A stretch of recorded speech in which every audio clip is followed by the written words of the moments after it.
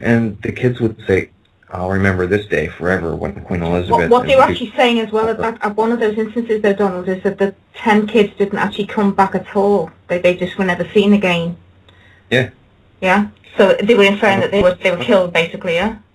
There was a bunch of that, but sometimes it was just a few out of the group that were brought into the woods, and then they just never came back. But some of the kids that were in that group got returned to the school and just, they've never heard or seen those kids again.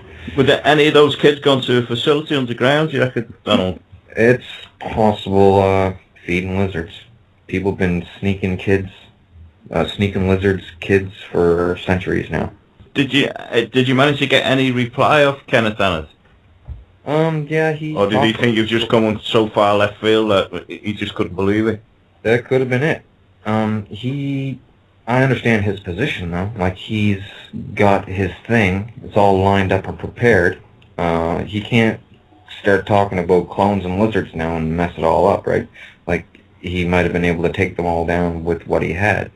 But, I know he has talked about the Picton Farm thing. I know he's definitely mentioned that, by the way. Yeah, I told him some of that, yeah. Yeah, but Queen Elizabeth and Ratzinger are not in prison yet, so, I don't think, and he won his court case and everything, and that's happening.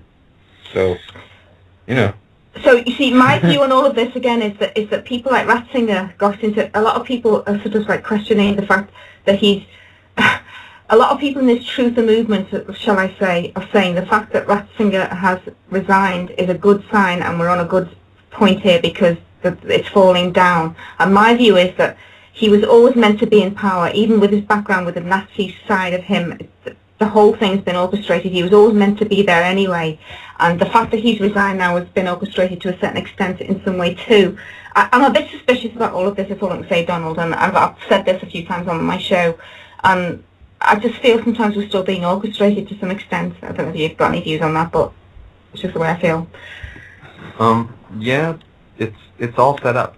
From the Pharisees, they're setting up prophecy stuff to happen, and I guess this is the part where the last pope comes in. Yeah, right? The Black Pope. Well, there's another one. There's the head of the Jesuits is the Black Pope, and then they got this new pope here, and now they're saying that he's a Black Pope as well. I mean, I don't know. Yeah, because I was led to believe that within the Illuminati there was two factions that have been fighting over each other for hundreds of years: the Second World War, the Russian Revolution. That's the Zionist Jews and the Odin Aryan race, or the Fourth Reich, if you like. But you're going to come together. You're right. Does that make any sense to you? Yes, you're right. But there's more factions though. There's just even the Chinese Triad faction, the Japanese Yakuza faction. Then there's all the other governments, and they pretty much, some of them are allied in the same faction, some of them aren't, some of them are independent. There's a bunch of different factions though, but they were all collected into it, and most of them don't even want to be there, and they're all hoping that I do something. Like, they're telling me that I'm being slack, saying, you're not doing enough, darling. Get out there. You need to sing a song on camera. I said, no, I don't want to sing a song. A lot of people, I know, will be thinking the same thing. How come you know so much about all of this? I mean, as far as what you said is you're a songwriter that's been, and I understand what you've said about how you've been infiltrated in there as being a songwriter to try and escape what could have happened to you, and you started doing the song type. But how come you seem to know so much about all of it? I'll tell you all about it. It's easily to explain. When I was a little kid, what was the most exciting thing there? Like, this kid that made all the cool songs, right? Like, wait till you hear about the amount of songs. It's absurd. It's going to make me look like some kind of freak. But, when I was there, people like Vladimir Putin, he wants to get up and talk and interact in front of all the celebrities that are there. So he'll be up and he'll say, we have this technology, look at what we can do, right? And then they're all, it was like they were trying to show off by showing me what they could do and what they had and stuff. And then I was a member, right? Yeah. I was never a member. I was always trying to deceive them until the day I could destroy them. And, but I faked being a friend. So then they're like, look what we can do. And everybody's showing me different things. And then Elizabeth's, well, we have this. And they're showing me all this stuff. And then with how good I did the songs and stuff, people wanted me to give them advice on political bullshit. Because they said that I thought outside the box.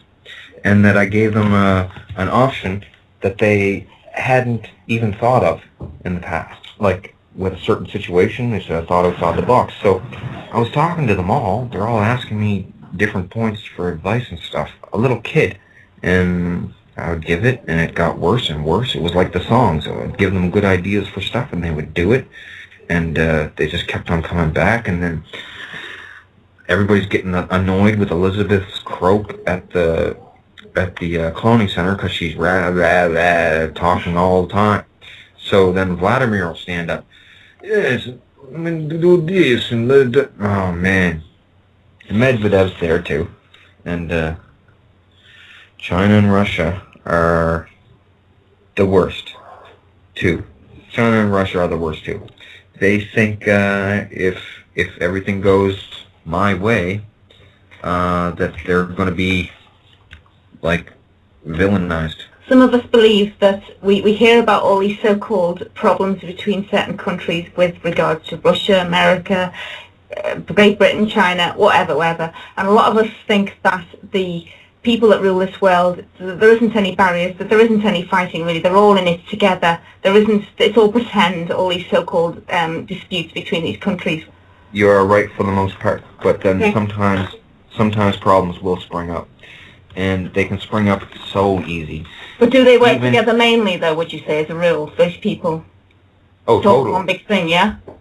Yep, but see, all the celebrities there, they all show off for the celebrities so bad. It's like if one Asian leader there makes fun of another Asian leader there and makes them look stupid in front of, like, Brangelina, you know, they get pissed. And they start saber rattling, they call it. And I'll do this to you, I'll do this to you. We have this, we'll use this, right? And then it's a big thing, and then it's a big drama there. You got to talk it down. The richest people in the world are the heads of religious sects, right? Because they've been getting donations for thousands of years. They've been getting the golden jewels for thousands of years. They're the richest people. So basically, they buy people. They buy people's loyalty and ensure their loyalty with fear of man-made hell, death after death as phones. It's a really good deterrent from talking. But since they said they were going to do that to me anyway, I got nothing to lose, because when they were going on with the Jesus talk, trying to say I was Jesus, there was a bunch of people there that were saying, well, we're Luciferians, and Lucifer wants us to get Jesus and torture him in the next century. And we'll get, as a devotion to our God. And we'll get good luck and good fortune for doing it. And they call it fleecing the lamb. So then I was kind of worried. With regards to, a lot of us are being told that if a lot of us sort of emphasize this positive energy within us, and we try and counteract all of this by feeling positive and feeling good and giving out this really good energy. Have you got any views on that? Good intentions? World's built on good intentions, but the destruction of the world will be the complacency of people. Right. Just sitting there and going, I hope everything works out. So it's all about action. It's all about getting out there, doing something to change this and turn it all around, which is what we're trying to do at Critical Mass Radio. Right. I wonder, Donald, here's a good question for you. Now, you talked about the Vril, the reptilians, and you talked about the Illuminati. But what about the outside influences of ET from other places that are actually visiting Earth, interacting with our governments? Did they have a say in the matter? Oh yeah, they say that there is something out there, but I'm not sure if there is. They showed me Vril Type 3 looking thing. It was brown. It had 4 buck teeth. Okay, they called it a Zeta Reticulum, and I don't know if that's just a gene spliced Vril Type 3, like to look a little bit different. Well, in 2001, they had at the press club in Washington, they had a big UFO conference, and Sergeant Stone said that he had catalogued, you know, he had the highest clearance. He had catalogued 50, the American government had catalogued 57 different types of alien species that were visiting or had been to the Earth. Whether they were coming from the inner Earth or whatever, you know, or from outside or different dimensions or God knows what else, you know, different timelines. Thing with that is, sometimes they get people there as clones and they try to mess them up. They say, look, we have this turkey thing. It's a turkey, it's an evolved turkey. It comes from the Orion Nebula, whatever. It's just a splice thing with someone's consciousness barely running it coherently, right? Yeah. They have, oh, there's another thing. There's an evolved kind of turtle. It's called a kappa. Lives underneath Japan. They're protecting them there, because, I don't know. They wrote about them all in the old woodblock prints and stuff, but they're not as smart as lizards, and they're not a threat at all. They're just, and they're not parasitic. They don't body snatch. They're evolved turtles, I guess. Like, I never even talked about them that much because they're not really relevant to, well, they're relevant, but like the stuff that I've told people about is hard to fathom enough that I'm going to add in evolved turtles. Like, yeah, I understand. Yeah. You mentioned Japan. A lot of people, this Benjamin Fulford, for one, has been saying this, that the tsunami that hit Japan was caused by a nuclear bomb that was planted under the seabed deliberately. Yep, I was there when it was going down. Kim Jong-il wanted to get Japan before he died. He always wanted to get Japan. Korea's hated Japan since like 1300s or something. Japan was always trying to invade the mainland. Anyway, so it's an ancient hatred. Kim Jong-il wanted to get Japan before he died. He actually wanted to nuke them, but you have to have permission from the Illuminati to do big things like this. And he set off that nuke underneath the seafloor and started. So it was a nuke, right? That's what you're saying. It was. I'm not sure if it was a nuke or if it was a HARP controlled by their country or whatever, but they caused it. Kim Jong-il caused it without permission. He asked, "Can I do this to Japan?" And they said, "No, you can't. That'll cause too much destruction in the world. All the nuclear stuff. No, the coast has the nuke things on there." He did it anyway. Fukushima, where it was built, was so, like, unbelievably such a danger zone anyway. Apart from that, was that all orchestrated too? No, they just only have so many places to put the things. Like, you might have noticed that Kim died right after that.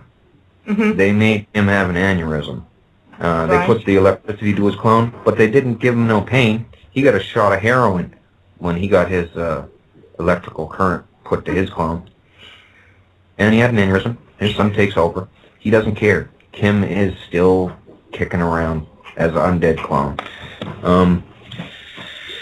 He was pretty crazy. He's a pretty crazy person.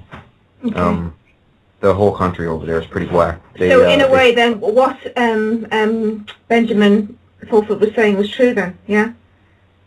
I'm not sure everything that he said. But he said he was actually, as you said, what is it, the group that he was supposed to be. I don't think he was with them. I think he was with the White Dragon Society. Yeah, and they were opposed to the other lot. He's with a specific one called the Yamaguchi Gumi. Yeah, are they the white, like the white hats, if you like? They're the most powerful Yakuza guys, and they lord over the other Yakuza guys.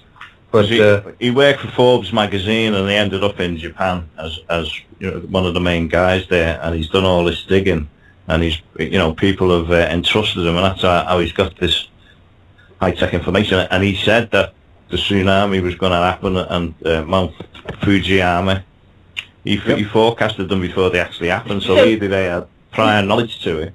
China doesn't like how advanced Japan is. Japan's infrastructure is way better than theirs and everything. China is very jealous of The story Benjamin Fulford put out there was that from the Second World War, Japan wanted their money back. It was trillions of dollars, and he wouldn't give them it back. And he said, keep on about it, we're going to do something about it. That's the story Benjamin Fulford put across. that they